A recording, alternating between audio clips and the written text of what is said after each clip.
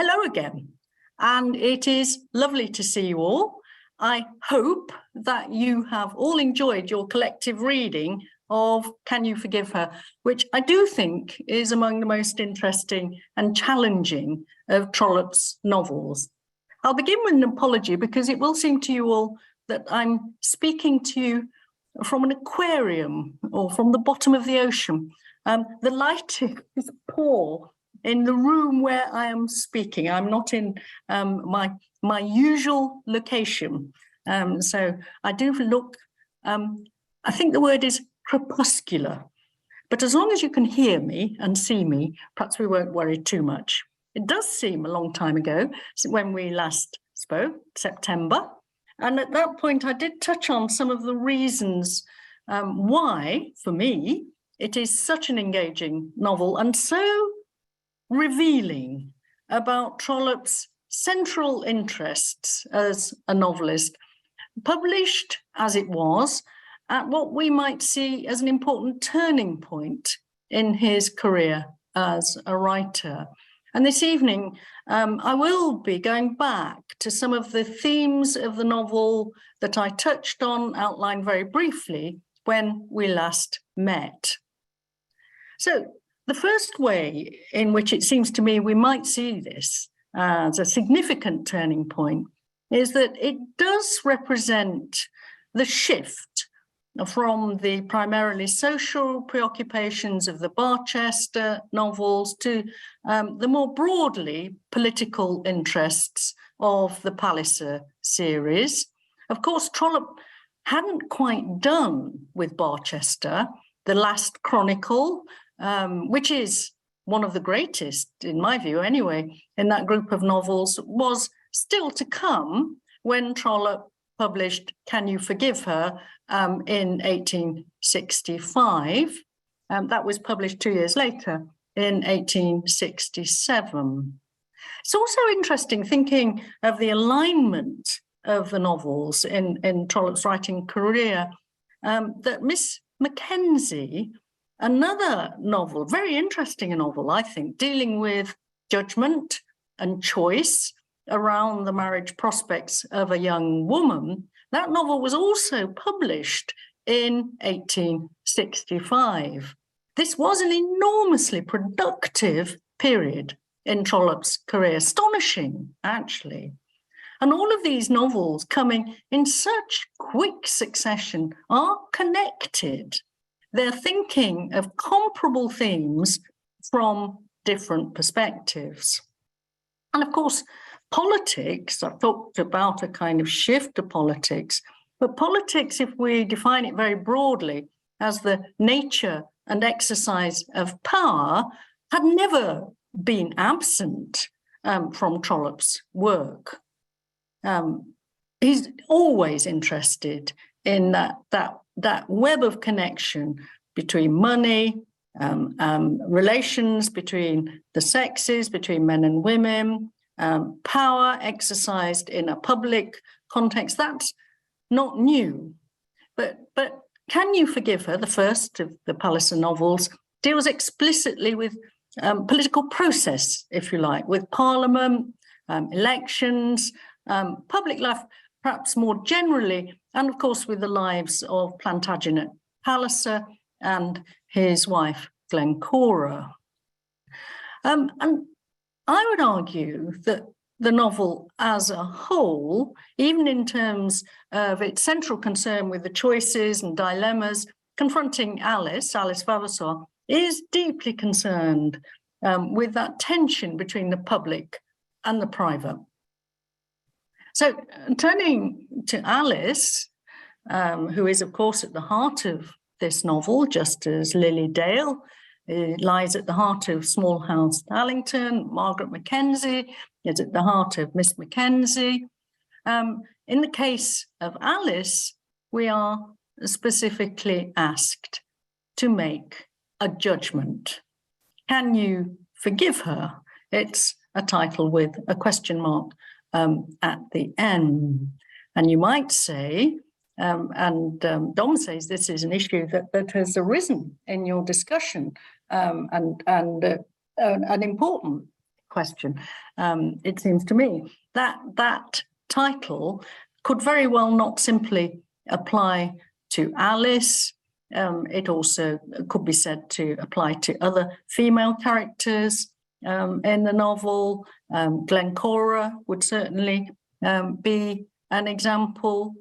Kate, and what might be seen as her betrayal of Alice. Aunt Greeno and the way she behaves, is she forgivable?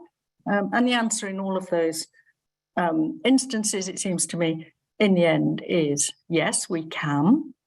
But that's not really the issue. With regard to Alice, tracking back to Alice, it seems to me what we're really being asked to do is to understand how it is that the hapless Alice gets herself into the slightly absurd mess, I'll use that word, the slightly absurd mess that we see in the novel. And it is absurd. It is clear enough, certainly made abundantly clear to the reader, that agreeing to marry George is a calamitous idea. And I'll be interested to hear how you felt about that absurdity, whether it diminished your sympathy for Alice. Nevertheless, it is clear from the first that Trollope expects his readers to forgive her. That's not the point. But it doesn't mean that our power of judgment as readers is not to be fully exercised. This novel is deeply concerned, as is Trollope's fiction throughout this central period in his writing, with the position of women. We're asked throughout this story to reflect on that position. What is a woman to do?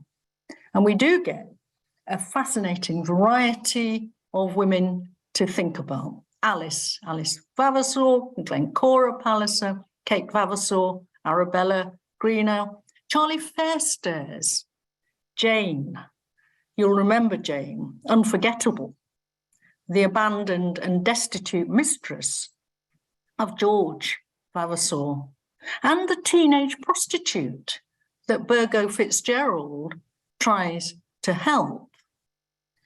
Broadly thinking, Trollope's thinking about women is socially conservative, and we see that in this novel.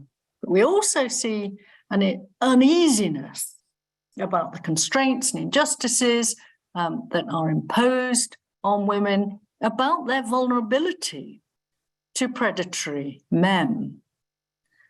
And it seems to me, and I'd be interested to hear what you feel about this, he's not always altogether approving of the men in the novel who are not predatory.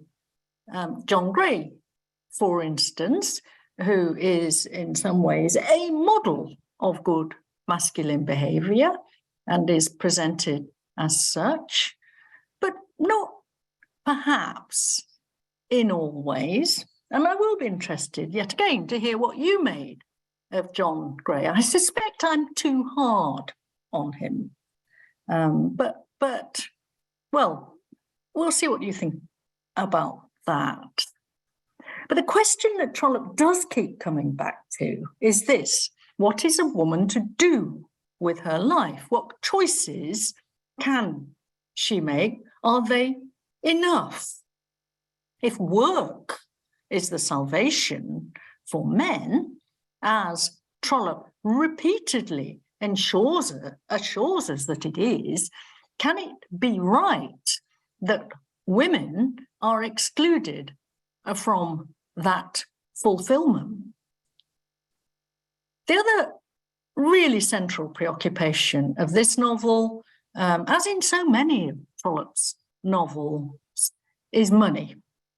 And what money means: having money, not having money, wanting to have money, needing money, inheriting money, using money. And this theme is very closely connected with Trollope's views on the nature, use, and abuse of power. A directly political interpretation, often enough, in this novel. Money is needed if George is to pursue his political ambitions in Parliament, and Palliser's immense wealth is closely connected with his role in the British state. But in all the developing relationships in this novel, money is key, and the characters' attitudes to it reveal their natures, their moral natures, and their practical approach to life. Mrs. Greenough, for instance, Arabella Greenough, very interesting character, and her choice between two lovers, the unreliable, needy Captain Belfield and the complacently affluent farmer, Mr. Cheesacre. In choosing Belfield, she chooses to retain control over the money she has inherited from her first husband. And Trollope approves her decision, and mostly, though perhaps not entirely, approves of Mrs. Greenough for other reasons. In general, with the exception of Mrs. Greenough, the women in the novel, Kate, Glencora, above all, Alice, are quite disconcertingly careless about their own financial interests, and this is one of the things that makes them vulnerable. But Trollope doesn't entirely disapprove of their failure to look after their own financial well-being. This is one of the things that marks them out as truly womanly in Trollope's eyes. A woman should not be primarily concerned with money, but a woman without money, like Jane, George's abandoned mistress, is a tragic spectacle. And what about the novel's men? On the whole, a pretty unprepossessing crew. George Vavasor, his grandfather, the squire, John Vavasor, Mr. Bott, Captain Belfield, Mr. Cheesacre, Burgo Fitzgerald. Of course, John Grey and Plantagenet Palliser do represent something better, and Palliser's cousin, Geoffrey, has his virtues, and it may be, point I made earlier, that my sense that John Grey is hard to like, that he's domineering, that he doesn't give Alice very much space to develop her own nature. It may be, maybe that's not altogether fair. I know that many readers feel differently. But by and large, I do think that Trollope is on the side of the women in this novel, as perhaps he is in many of his novels. Men have many advantages, but they are not seen to make the most positive use of them, and Trollope passes judgment accordingly. And this is a novel, it seems to me, that is firm in its judgment. Another thing worth noting about Can You Forgive Her, from the technical point of view, is how carefully this narrative is patterned and structured. The three very different women at its centre, Glencora Palliser, Alice Vavasor, and Arabella Greenough, each have to choose between two lovers. And each eventually makes what is evidently seen to be the right choice, which is one of the ways in which, after all, this is an optimistic book. But they do so in very different ways and for different reasons. Arabella knows exactly what she's up to, what she's doing, and she is not led astray by the irrational or self-destructive impulses that are prevalent elsewhere in the novel. Glencora is finally rescued by a sense of principle and by the loyalty of Plantagenet, who emerges here in a much more positive light than we saw in The Small House, Darlington. Alice is rescued by John Gray and by the fact that George Vavasor's behaviour, at first callously self-interested, finally reaches a point of murderously violent derangement, a surprisingly frequent development, in fact, in Trollope's fiction, where violence, murder, attempted murder is not uncommon. George conveniently removes himself from the scene, and nobody dies other than the old squire. Everyone is finally placed according to their nature and choices, and to some extent, at least, to what according to what they are seen to have deserved. This isn't a novel that deals with tragedy, although, having said that, I do keep thinking about the desperation of Jane, who, though she makes only one brief appearance, is an eloquent exception to many of the book's patterns. But the point I'm making here is that Can You Forgive Her is a novel that seems to me to have been very firmly put together, and that its narrative patterns are finally, formally speaking, those of comedy, not those of tragedy, in that the novel ends with marriages, not funerals. But having said that, it's also important to note what a restless book this is. Everyone is on the move. It's a book that's full of different houses, landscapes, parts of Britain. It takes you overseas to the continent. It's not a fixed setting. And all those journeyings and changes, the novel is full of them, tend to underline the sense that this is a novel thinking about change, about movement, which was, I think, true of Trollope at this point in his life and in his career. It's not